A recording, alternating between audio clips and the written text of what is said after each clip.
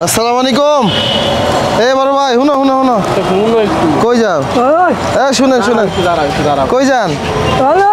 হ্যাঁ বসেন বসেন বসেন, নখ কাইটা দিই। হ্যাঁ বড় হচ্ছে না তো, নখ কোনো মেশিন তো। নাম কি বড় ভাই, নাম কি আপনার? বারবার এই ভাইটির কাছে নাম জিজ্ঞাসা করলেও তিনি কোনো উত্তর দেননি। আপনার নাম কি? হ্যাঁ, তাকে পাওয়ার পরেই প্রথম আমাদের চোখ যায় তার হাত এবং পায়ের বাড়তি নখগুলোর উপর। দেখে মনে হচ্ছিল বিগত 2-3 বছরেও হাত পায়ের নখ একবারের জন্য ছোট করেনি। নই, হ্যাঁ নাম কি? হ্যাঁ রাজন।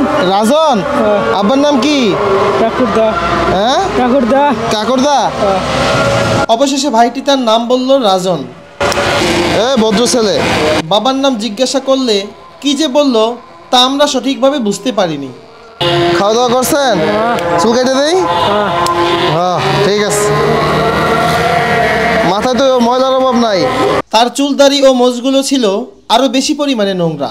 হয়তো বছরখানেক যাবৎ তিনি সেলুনে যাননি, তাই আমরা নিজ উদ্যোগে তাকে পরিষ্কার করার একটু চেষ্টা করি। মাথার ভিতরে কি যুদ্ধ হয়েছে নাকি ময়লার? হ্যাঁ এত ময়লা কে? গোসল করেন না রাজন ভাই? গোসল করেন না? চুল কাটার অনুমতি চাইলেও তিনি অনুমতি দেন, কিন্তু চুল কাটতে গিয়ে দেখি তার মাথার নিচে প্রচুর পরিমাণে ময়লা। এক কথায় বলতে গেলে একেবারে ময়লার একটি চট। ঠিক আছে? হ্যাঁ খুশি? খুশি নাকি? হ্যাঁ, যে পরিমাণ ময়লা আমরা তার মাথায় এবং হাত পায়ের মধ্যে দেখলাম তাতে নিঃসন্দেহে বলা যায় বছর খানেক কিংবা তার চেয়ে বেশি সময় ধরে হয়তো গোসলের ধারে কাছেও যাননি। খুলেন, খুলে ঝাড়েন, খুলেন খুলেন। আপনি কি কাজ করেন? কি আপনি ইউটিউবে ব্যবসা করেন? আমরা টুকটাক, আমার টুকটাক ছোটখাটো ব্যবসা আছে, ফাঁকে ফাঁকে এগুলো করি। কি ব্যবসা? খাবারের ব্যবসা, ফাস্ট ফুড বিজনেস। যাক, এটা তো একটা মহৎ কাজ। আর চেষ্টা করতেছি চালিয়ে যাওয়ার জন্য। ইউটিউবে দেখি ওনাদের, আমি অনেক কটা দেখছি, একটা না প্রায় 7-8টা দেখছি। না মাঝে মাঝে কি নোংরা মানে দুর্গন্ধ, তারপর পোকামাকড় হয় শরীরে, এগুলো পরিষ্কার করে ঘৃণা লাগে না? ঘৃণা লাগলে কি আর এই কাজ করা যায় বলেন? সবাই তো সব কাজ করে না, সবাই সব কাজ পারেও না, ঠিক না? মানে আসলে মানুষের নোংরাগুলো কীভাবে পরিষ্কার করে? প্রত্যেক মাসে 30-35 হাজার টাকা খরচ করলে ভালো ভালো রেস্টুরেন্টে গিয়েও রিভিউ করা যায়। মানে যদি আমি বলি যে না এটা আমার মানে পেশা, তাইলে তো অনেক জায়গা থেকেই কামান যায়, কিন্তু এগুলো তো আসলে সবাই করে না। না, এই যে কাজটা আপনার, আমি অনেকগুলো দেখছি, 7-8টা ভিডিও দেখছি, আসলে এগুলো তো এরকম করে নাকি? সত্যি কথা বলতে এই মানুষগুলো অনেক সময় খুশি হলেও তেমনভাবে প্রকাশ করতে পারে না। এটা কি? এটা কষ্ট হয় না? খাইটা ফেলায় দাঁড়ান। গলার মধ্যে এই রশিটার কারণে হয়তো তার কষ্ট হচ্ছে, কিন্তু এই বিষয়গুলো সবসময় সঠিকভাবে প্রকাশ করতে পারে না। দেন হাতটা দেন। রাজন ভাইয়ের হাতগুলোর দিকে আপনারা একটু ভালো করে লক্ষ্য করুন। হাতে কি পরিমাণ ময়লা আশা করি দেখতেই পাচ্ছেন। হাতে এই ময়লা নিয়েই কিন্তু সে দিনের পরে দিন খাবার খেয়ে যাচ্ছে। হয়তো এভাবেই আরও কিছুদিন গেলে তার শরীরে যে কোনো সমস্যা দেখা দিতে পারে। আর আমাদের সমাজে এরকম অসহায় মানুষদেরকে নিয়ে চিকিৎসা করাবে সেরকম লোক খুঁজে পাওয়াও দুষ্কর। কিন্তু পরবর্তীতে দেখা যায় এই রকম অসহায় মানুষগুলো অবহেলার শিকার হয়ে রাস্তায় পড়ে থাকে। এবার দেন পাউডার দেন।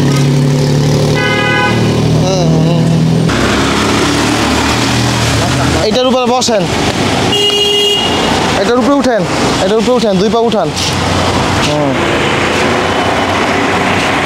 মাথা সামনের দিকে দেবেন, বসেন, পায়ের উপরে বসেন, পায়ের উপরে যে এইভাবে এইভাবে। হ্যাঁ এই তো ঠিক আছে। এবার মাথা সামনের দিকে দেবেন, এই তো ঠিক আছে। বাস বাস বাস বাস।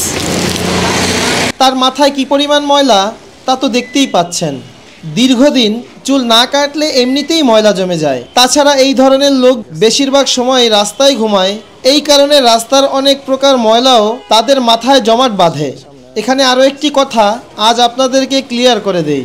আমরা এদের পরিষ্কার করার জন্য কোনো প্রকার ক্ষতিকর কেমিক্যাল বা মেডিসিন ব্যবহার করি না। সাধারণত একটু ভালো মানের বডি ওয়াশ এবং শ্যাম্পু আমরা তাদের পরিষ্কার করার জন্য ব্যবহার করি। আপনি তোকে চিনবো না হলে রাজন ভাই, আপনার আব্বার নাম কি? ঠাকুরদা। হ্যাঁ, ঠাকুরদা। আব্বার নাম কি? ঠাকুরদা। ঠাকুরদা।